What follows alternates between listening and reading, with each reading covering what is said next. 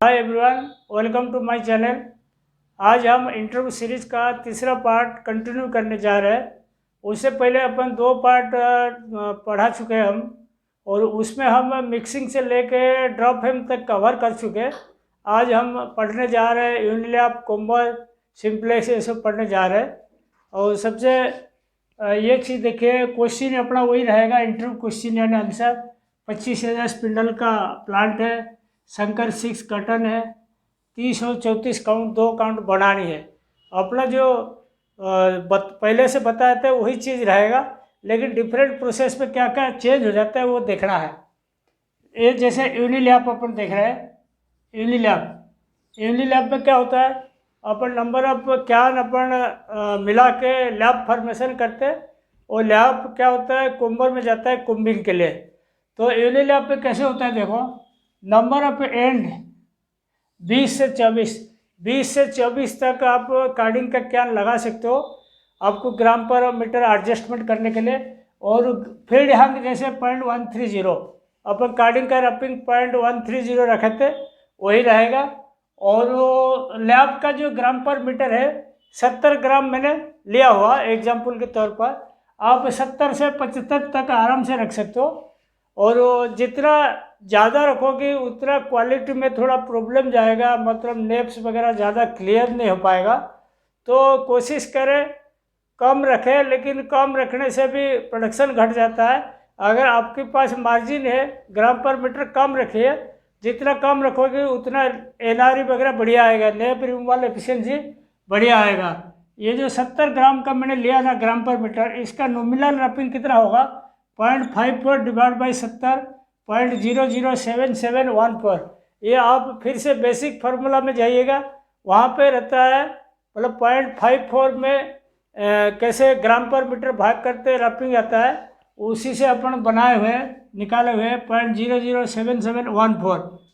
और उसका एफिशिएंसी अपन 65% लिया। और लैब फार्मर का यूनिलैब का 80 MPM लिया। इससे स्पीड भी 80 से 110 तक रख सकते हो, लेकिन अपन 80 तक लिया हुआ।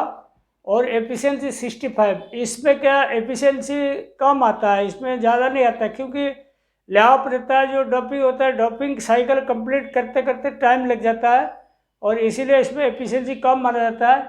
और 65% जो एफिशिएंसी है बहुत अच्छा मिल में देता है, नहीं तो उससे कम आता है। और मैक्सिमम एफिशिएंसी 70 तक आ सकता है, उससे ऊपर तो आएगा ही नहीं।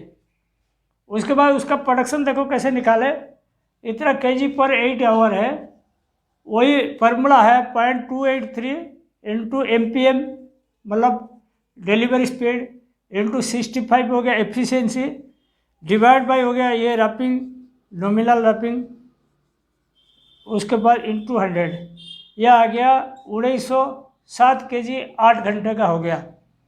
इसमें खास चीज़ ध्यान रखना, काउंटर चेक बाई SQC ग्राम पर मीटर। ग्राम पर मीटर जो है 20-20 में, एक आध हफ्ते में या 2-3 दिन में एक बार चेक कर लेना, मतलब लैब फैला के 1 मीटर काटने का, फिर वजन करने का। ऐसे ही उसे मालूम पड़ जाएगा आपकी ग्राम पर मीटर कम तो नहीं आ रहा है या ज़्यादा तो नहीं हो रहा है। फिर क्वालिटी से आपको समझौता करना पड़ेगा अगर गड़बड़ आया तो ये चेक करना ज़रूरी है। और दूसरा चीज़ है randomisation of card cans on creel. Randomisation of card cans, जैसे अपन समझ लो 10 कार्ड चल रहा है या 8 कार्ड चल रहा है, तो उसी हिसाब से आप रैंडमाइजेशन रखिए, ताकि लैब का जो थिकनेस है, जो उसका फाइबर जो स्प्रेड करेगा हर जगह से यूनिफॉर्मली। और इसको कैसे लगानी देखो, जैसे 20 फाइबर का लिया आपने, आपके पास समझ लो 8 कार्ड है या 6 कार्ड है, जो भी है उसी हिसाब से ऐसा डिस्ट्रीब्यूशन करना।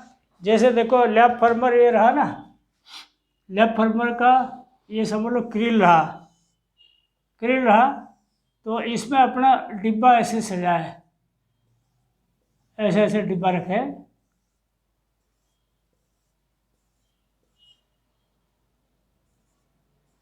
ये 6 हो गया। हाँ, तो इसमें हर नंबर का जैसे 6 कार्ड है, टोटल 6 कार्ड है आपके पास, तो 1 2 3 4 5 6, ऐसे फिर 1 2 3 4 5 6 ऐसे लेना। जैसे 20 एंड लगा रहे हो, हाँ, सबका 3 एंड हो जाएगा। फिर 1 2 3 4 5 6, तो उसके बाद 18 एंड हो गया। फिर जो 2 एंड रहा, ये कोई भी 2 डिब्बा अलग अलग डिब्बा लेना है। एनी कैन, ये जैसे समझ लो 2 3 ले लिए, या 1 और 5 ले लिए, ऐसे अलग अलग डिब्बा लेना। तो ये 20 कैन का सीरीज हो जाएगा। तो उसी हिसाब से लेना, रैंडमाइजेशन ख़राब नहीं करनी, फिर कॉम्बिंग में दिक्कत आएगा।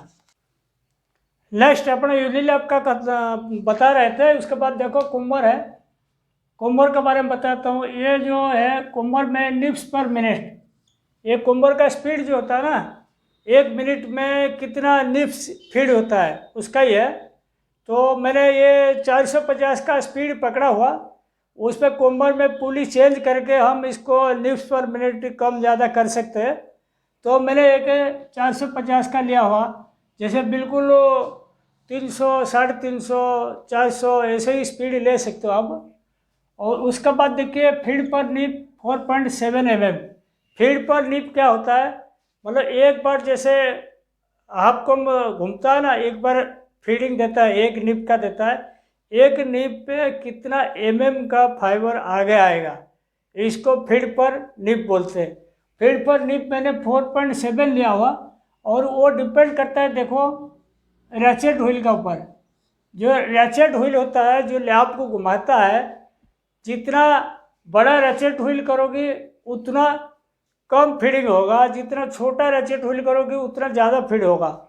तो रैचेट व्हील देखो 4 प्रकार आता है, 5.9 का 16 टीथ का, 5.2 18 टीथ, 4.7 20 टीथ, 4.3 22 टीथ। जहाँ पे अपन बिल्कुल सुपर कॉम का मटेरियल बढ़ाते हैं ना, जैसे अपन 22-23% नाइल निकालते हैं, वहाँ कोशिश करते हैं फीडिंग कम रहे, ये वाला बढ़िया रहेगा सुपर कॉम के लिए। तो उसमें नेप्स रिमूवल एफिशिएंसी बढ़िया आता है, सब कुछ बढ़िया रहता है। तो अपन 20% नाइल निकालेंगे तो 4.7 सही है। उसके बाद देखो नाइल परसेंटेज 20%, नाइल परसेंटेज होता है 20% पकड़ा हुआ मैंने। नाइल परसेंटेज कम ज़्यादा करना है, 2 ही इलाज है उसका। एक तो आपकी नाइल इंडेक्स से कम ज़्यादा करके कर सकते हो, या टॉप कम पेनिट्रेशन का कम ज़्यादा करके कर सकते हो। तो 20% अपन जो पकड़े हैं नाइल है, लैब ग्राम पर मीटर हो गया 70, अब यूनिलैब का लिए थे 70। तो प्रोडक्शन कैलकुलेशन कैसे होता है देखो, सबसे ये इम्पोर्टेंट चीज़ है। पहले आया फीड जो निप्स पर मिनट, उसके बाद 60 मल्टीप्लाई 8 मल्टीप्लाई फिर 8 मल्टीप्लाई फिर 70 इंटू 4.7 इंटू 0.92, ये हो गया एफिशिएंसी। फिर इंटू 100 माइनस नाइल, नाइल जैसे 20%, 100 से 20 गया 80, तो ये गुणा की मल्टीप्लाई की 0.80, ये वाला लेना है। ये नहीं लेके 0.80 भी लिख सकते हो, 100 माइनस नाइल परसेंटेज। तो ऐसे आप कर देना, इंटू 0.80, तो डिवाइड बाई 1000, डिवाइड बाई 1000, ये आ गया 418 kg पर 8 आवर। 8 घंटा में कोम्बर का प्रोडक्शन कितना आ जाएगा, 418 किलो आ जाएगा, अगर ए स्पेसिफिकेशन रहा, स्पीड रहा, फीड पर लीप, रैचेट, नाइल, लैप, ग्राम पर मीटर। और इसका मैंने डिटेल में देखो समझा दिया आपको। 450 जो ए है निप पर मिनट, 60 हो गया 1 घंटा 60 मिनट है, 8 हो गया 1 शिफ्ट 8 आवर, फिर दूसरा 8 हो गया नंबर ऑफ हेड इन कोम्बर। कोम्बर के अंदर कितना सेक्शन रहता है, हेड रहता है। और 0.92 हो गया ये एफिशिएंसी, ठीक है। उसके बाद 1000 हो गया केजी को, ग्राम को केजी में कन्वर्ट करने के लिए। और 0.80 आपको बता दिया, 100 माइनस नाइल, 0.80 हो गया 100 माइनस नाइल परसेंटेज, ठीक है। ये हो गया कोम्बर का प्रोडक्शन का सिस्टमेटिक कैलकुलेशन। उसमें आपको 8 घंटे का बताया हुआ, 24 घंटे का करनी है तो 3 गुना कर दीजिएगा, और कोम्बर का क्या करना है, कोम्बर जैसे आप चालू करोगे तो लैब जो लगाते हो कभी इसको तरीका से नहीं लगाओगी, जैसे लैब के ऊपर लैब चढ़ा कर लगा दोगी तो नेप्स बन जाएगा। तो लैब पिसिंग करना पूरा ट्रेंड कारीगर चाहिए ताकि वो पिसिंग बराबर करता रहे, नहीं तो फिर गड़बड़ हो जाता है। और कुम्भर का दूसरा चीज़ और बताता हूँ, सुनो।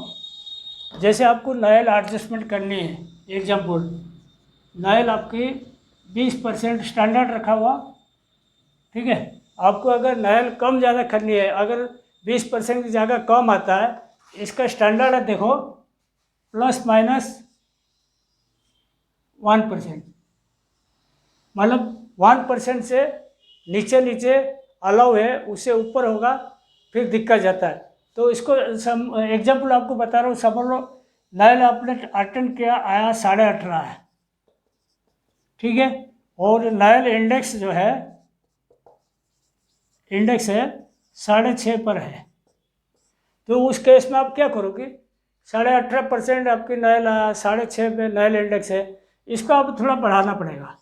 इसको समझ लो 7.25 तक कर दिया तो आपकी 19.2 से 19.5 तक आ जाएगा, ये नायल आ जाएगा। ऐसे ही उसका उल्टा है, समझ लो 20 से ऊपर है तो नायल इंडेक्स कम करना, और बिल्कुल समझ लो 1.5% की जगह आपकी माइनर एडजस्टमेंट चाहिए।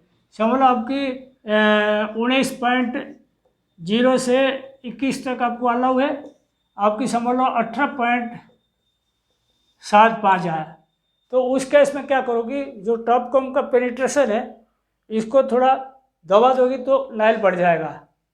टॉप कॉम का पेनिट्रेशन इसको बढ़ाना पड़ेगा, जैसे टॉप कॉम ऐसे ऐसे रहता है ना, इसको थोड़ा और नीचे लेना पड़ेगा, नीचे ले लेगा तो हो जाएगा, उसका नायल बढ़ जाएगा।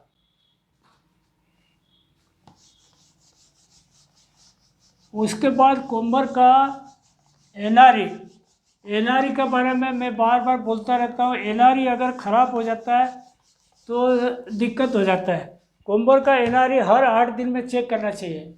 एनआरई क्या होता है, नेप्स रिमूवल एफिशिएंसी, एनआरई। समझ लो आपकी कोम्बर स्लाइबर में आपके नेप्स आया कितना, नेप्स आया 30 आया, एग्जाम्पल किसमें, कोम्बर स्लाइबर में, कोम्बर स्लाइबर में नेप्स आया 30, तो लैब में है समझ लो फीडिंग लैब जो यूनिलैब का, यूनिलैब का लैब में है नेप्स है समझ लो 85 है, एग्जाम्पल बता रहा हूँ आपको। तो आपकी नेप्स कितना रिमूवल हो गया, 85 - 30 डिवाइड बाई 85 गुणा 100 इजिकल टू, इसका हो गया 85 से 30 माइनस करने का, फिर डिवाइड बाई 85 इंटू 100, 64.7% आया। मैं आपको जस्ट एग्जाम्पल के लिए बोल रहा हूँ, लेकिन जो कोम्बर का एनआरई स्टैंडर्ड है ना, एनआरई स्टैंडर्ड है, हमेशा ध्यान रखना 70 से 75% बेस्ट है, इतना ही चाहिए। इतना अगर नेप से रिमूव नहीं कर पाता कोम्बर, इसका मतलब प्रॉब्लम है आपकी। और कोम्बर में नेप से अगर रिमूवल नहीं हो पाता और कोई चांस ही नहीं आगे कोई नेप काम करेगा, तो ये बहुत इम्पोर्टेंट है।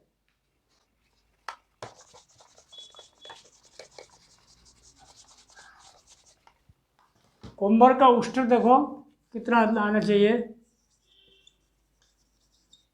कोम्बर उस्टर ये आना चाहिए 3 से 3.5 तक, उससे ऊपर नहीं आना चाहिए कोम्बर का उस्टर। और इसका जो कोम्बर का जैसे अपना कोम्बिंग हो जाता है ना, उसके बाद फिट टेबल पे जाके ड्राफ्ट जोन के ऊपर होके जाता है कैन के अंदर। वो जो ड्राफ्ट जोन होता है ना, जस्ट आरएसपी का ड्राफ्ट जोन जैसा है, उसमें भी गेज करना पड़ता है। जैसे अपन ये फाइबर लिया हुआ ना, आपको बताया हुआ, तो ड्राफ्ट बॉक्स का जो गेज है समझ लो 42-44 कर दिया है, या और भी कम भी कर सकते हो, 42-44 या 41-43 ऐसे कर देना। और ड्रॉप बॉक्स का ये बटम रोल गेज है, बटम रोल का गेज ड्रॉप बॉक्स का इतना रहेगा, ठीक है। और जो ब्रेक ड्राफ्ट है यही आरएसबी का जैसे फार्मूला ऐसे ही है, ब्रेक ड्राफ्ट 1.16 बढ़िया है, ठीक है। और वो कोम्बर में एक चीज़ मैं मौखिक बोलना चाहता हूँ, जैसे अपन कोम्बर में अपना काम करते हैं ना, कारीगर को बताने का कि जो टॉप कॉम है हर 2 घंटे में एक बार निकाल के इसका ऊपर से साफ करते हैं। जैसे अपन कंघी करते हैं ना, बाल कंघी करते वो कंघी साफ करते, ऐसे ही वो टॉप कॉम कंघी जैसा रहता है। हर 2 घंटे में टॉप कॉम निकालने का, हाथ से साफ करने का, लगाने का। और टॉप कॉम के सामने एक क्लियर क्लॉथ का रोलर रहता है, वो फ्लाई खींचने के लिए। वो उसमें देखना आप, वो जो क्लियर क्लॉथ का जो रोल रहता है ना, इसको सफाई करना बहुत ज़रूरी है। अगर सफाई नहीं करोगे, उसका अंदर शर्ट फाइबर नेप से सब भरा हुआ रहता है। और इसको साफ करके हर 2 घंटे में एक टोकरी में रखना अलग से सेपरेट, और इसको झाड़ू के साथ देना। वो अगर मटेरियल के साथ गया पूरा ख़राब कर देगा क्वालिटी। तो कुम्भर में ये 2-3 चीज़ बड़ा ध्यान करके रखना पड़ता है। नेक्स्ट अपन देखिए रिम फ्रेम का बारे में बता रहे हैं। रिम फ्रेम का अपन यहाँ पे 1008 स्पिंडल का ले है। हाँ, तो बॉटम रोल का गेज जो होता है आपको बताया था 42.5-70 मैंने लिया हुआ। और ये वाला जो बैक जोन का गेज है 70 इसीलिए रखा ताकि अपन ब्रेक ड्राफ्ट मिनिमम यूज करेंगे। फिर स्पिनिंग का फंडा है, बॉटम रोल का गेज पीछे का वाइड रखो, लेकिन ब्रेक ड्राफ्ट कम से कम रखना है ताकि क्वालिटी अच्छा है। तो उसी हिसाब से सैडल गेज मैंने 50-68 का लिया हुआ। फिर ब्रेक ड्राफ्ट देखिए 1.14 लिया G51 में, जो मिनिमम है 1.14 लिया। अगर आपकी LR6 या LR9 AX है तो 1.16 से 1.24 तक ले सकते हो, कोई दिक्कत नहीं उसमें। उसके बाद स्पीड पैटर्न एक बार देखिए, मेरा जो स्पीड पैटर्न वाला जो वीडियो मैंने अपलोड किया था इसको आप फॉलो कीजिए। उसमें कैसे अपन स्पीड पैटर्न सेट करते हैं उसी हिसाब से पूरा डिटेल मैंने समझाया हुआ। और 30 काउंट और 34 काउंट 2 काउंट अपन चलाएंगे स्पीड पैटर्न, उसी से आप समझ जाओगे कैसे रखना क्या करना। और देखिए यहाँ 30 CH और 34 KW 2 काउंट अपन बढ़ा रहे हैं। एवरेज स्पिंडल स्पीड हो गया 18,530 CH में, और 34 काउंट में हो गया 19,500। और TM हो गया 3.7, इसमें 4.4। ये कोम्ड होजियरी है, मतलब अपन नीटिंग के लिए जाएगा, इसीलिए इसमें TM कम लिया हुआ। अगर ये CW रहेगा तो ये आपकी 3.7 की जाएगा 3.9, 4.1 तक जाएगा। तो कोम्ड में TM थोड़ा कम लगता है। और ये कार्डेड वार्प में देखो 4.4 लिया हुआ। उसके बाद देखिए TPI उसी हिसाब से अपन कैलकुलेशन कर दिए, ये आ गया। इधर भी TPI 25.84 आ गया, इसमें 20.09 लिया। स्पेसर इसमें 3.25 लिया, इसमें 3 लिया, या 2.75 mm भी यूज कर सकते हो, ठीक है। उसके बाद देखिए 100% ग्राम्स पर स्पिंडल 224.7 ग्राम आया, इसमें 157.9 ग्राम आया। वही फार्मूला जो आपको पहले बताया था 7.2 इंटू अपना average spindle speed divide by wrapping into TPI, ये आ जाएगा आपकी एवरेज ग्राम्स। जो पहले मैंने बताया हुआ अपना बेसिक फार्मूला का जो वीडियो है ना, इसमें देखने का कोई भी कैलकुलेशन डाउट रहता है उसमें आपको सब मिल जाएगा। बेसिक फार्मूला वाला वीडियो में मैंने डाल रखा सब। और उसके बाद देखिए एफिशिएंसी अपने इधर 30 काउंट में 92% लिए, और 34 काउंट में 93% लिया। जितना काउंट फाइन होता रहेगा उतना अपना एफिशिएंसी बढ़ता रहेगा, क्योंकि नंबर ऑफ ड्रॉप कम आएगा और स्पीड भी कम हो जाता है, उसका डिलीवरी स्पीड ड्रॉप कम आ जाता है। और उसके बाद देखो एक्चुअल ग्राम्स पर स्पिंडल आ गया, ये 206.7 ग्राम आया, 146.8 ग्राम आया। तो एक्चुअल ग्राम्स पर स्पिंडल के बाद इसमें आप नंबर ऑफ स्पिंडल गुणा कर दीजिए, 1008 1000 भाग कर दीजिए, केजी में कन्वर्ट करिए, मतलब 208 kg आ जाएगा 8 घंटे में 30 काउंट में। और 148 किलो आ जाएगा 34 काउंट में 8 घंटे में। नेक्स्ट देखिए, अपन रिम फ्रेम में अपन 2 काउंट पकड़े हुए 30 CH 34 KW। 30 CH में IP अपन 40 से 50 तक ले और 34 KW में 1000 से 1200 तक है। अपने कॉटन जो लिए हुए बढ़िया क्वालिटी का लिए हुए, इसलिए इतना कम IP आएगा। नहीं तो अगर थोड़ा कॉटन सब स्टैंडर्ड आएगा तो ये बढ़ जाएगा IP। और RKM देखिए, अपना ये 16 का लिया, ये CH का है। अगर ये CH नहीं हो के अगर CW होगा तो इसमें 18 18.5 तक जाएगा CH पे। ये जो RKM है ये 16 की जगह ये तक जाएगा अगर CW हो। ऐसे ही कार्डेड वाट में 16.5 लिया हुआ, CSP 2550 और KW में 2650 है, ये CH में 2550। उसके बाद में देखिए, अपन सब तो पता रहे, लेकिन कभी कभी पूछा जाता है कि RH किस में कितना रखते हो, RH का क्या रोल है, कौन सा डिपार्टमेंट में कितना रखते हो। वो RH का फंडा आपको क्लियर होना ज़रूरत है। जैसे मिक्सिंग या ब्लोर में, ये दोनों जगह में RH सबसे ज़्यादा रहता है, 70 से 80% तक रख सकते हो। कार्डिंग, ड्रॉप एम सिंप्लेक्स, यहाँ 55 से 60 तक RH रहेगा, रिलेटिव ह्यूमिडिटी जिसको बोलते हैं। रिम फ्रेम में 50 से 55 तक रहेगा। ये सारी चीज़ जो बोल रहा हूँ कटन के हिसाब से बोल रहा हूँ, इसमें वो दूसरा चीज़ कुछ नहीं लेना, इसको फिर गड़बड़ हो जाएगा, दूसरा प्रोसेस में ये सब काम नहीं करेगा। ऑटोकोनर में 65 से 75% है। और ये होने के बाद में आपकी रिंग तक समझा दिया। फिर भी आपको पूछा जाता है, जैसे ड्राइंग में उस्टर ज़्यादा आता है, कैसे काम करोगे, या अपना कोई भी क्वेश्चन पूछते हैं, तो ये सारी चीज़ फंडा रहेगा, क्लियर रहेगा, तब आंसर दे सकते हो। नेक्स्ट देखो, नेक्स्ट आगे अपना ऑटोकोनर के बारे में बताएंगे। ऑटोकोनर में समझ लो 30 CH और 34 KW का है। अपना ड्रम स्पीड देखो, CH में 1400 MPM पकड़ा तो KW में अपन 1550 MPM पकड़ा। इफेक्टिव स्पीड अपन 1274 आया, 1410 है। इसमें अपन 9% जो है ऑसिलेशन लॉस घटा दिए, तो ये एक्चुअल स्पीड यही चलेगा। ऑसिलेशन लॉस जो है, मैं उसके लिए आपको जो वीडियो बनाया था autoconer drum adjustment for rim frame production, उसमें आप देख लेगा तो उसमें आएगा ऑसिलेशन लॉस क्या होता है। फिर उसके बाद 100% kg पर ड्रम, वही 0.283 formula MPM into 283 divide by count, ये आ गया 12.22 kg।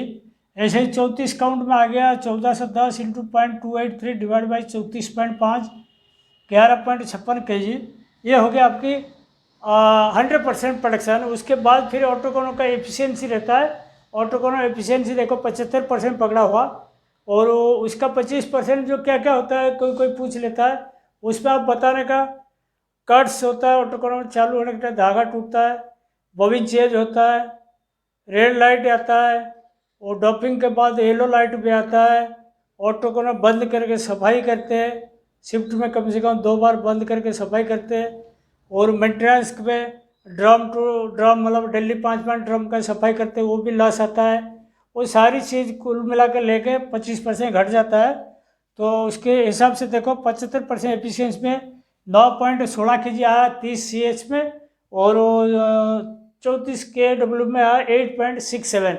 फॉर एग्जाम्पल आपकी 30 CH का एक शिफ्ट में 3 टन का प्रोडक्शन आ रहा है, तो 3 टन में 9.16 भाग करने का 327 ड्रम आया। और इधर समझ लो 34 काउंट में 2 टन का आता है, 2 टन में 8.67 डिवाइड किया 231 ड्रम आया। तो नंबर ऑफ ऑटोकोनर का जैसे 60 ड्रम का है, 70 ड्रम का है, तो उसमें 231 में 60 ड्रम वाला है तो 60 डिवाइड करने का, 70 ड्रम वाला है तो 70 डिवाइड करने का, नंबर ऑफ ऑटोकोनर आ जाएगा। और इसके साथ साथ देखो एक चीज़, बहुत बढ़िया चीज़ बताता हूँ। ये कॉर्ड्स होता है 60 से 70 या CH में, 70 से 80 KW में, तो इससे कम ज़्यादा आएगा तो आपको उसी हिसाब से सेटिंग चेंज करना पड़ेगा। और ऑटोकोनर का जो सेटिंग है उसका भी मैं बताऊंगा कैसे कैसे रखना है। नेक्स्ट पॉइंट देखो, अपना ऑटोकोनर का गेज के बारे में बात कर रहे हैं। ऑटोकोनर गेज क्या करना है, 30 CH 34 KW अपना 2 काउंट का बात चल रहा है। नेप्स हो गया 4.5, इसमें 5.5 है। DS 2.1, इसमें 2.3 है। LS 1.9, इसमें 2.1 है। DL 1.25, इसमें 1.28 है। LL इसमें 24 है, इसमें 30 है। -D 14, इसमें 20, -L 24, इसमें 30। डायल डिफरेंस 9% और 9%। ये देखो दोनों गेज आप माइन्यूटली देखो। 30 CS में अपन क्लोजर साइड गेज है हर पॉइंट में, और 34 KW में वाइड साइड में। क्योंकि CS में अपना शर्ट फाइबर निकल जाता है, उसमें लेप्स नहीं रहता, और मटेरियल साफ रहता है, कचरा नहीं रहता है उसमें, ज़्यादा बार बार ब्रेकेज नहीं होता, या थिक थिन और लेप्स तीनों पॉइंट कम आता है, इसीलिए उसमें टाइट गेज में चल जाता है। इसमें थोड़ा वाइड गेज हर जगह है। और जैसे ये CH है, कभी कभी कोई कंपैक्ट का CH बढ़ाते हैं, CCH बोलते हैं, कंपैक्ट कोम्ड होजेरी। तो उस केस में ये तो और कम हो जाएगा, ये 3.5 तक भी ले लो कि चल जाएगा, ये 1.9 तक ले लो कि चल जाएगा, ये CCH का। तो वो CCH अपन समझा नहीं रहे, जब कंपैक्ट स्पिनिंग का टॉपिक आएगा उसमें अपन CCH का गेज वगैरह हम बता देंगे। अभी फिलहाल इतना है। Thank you.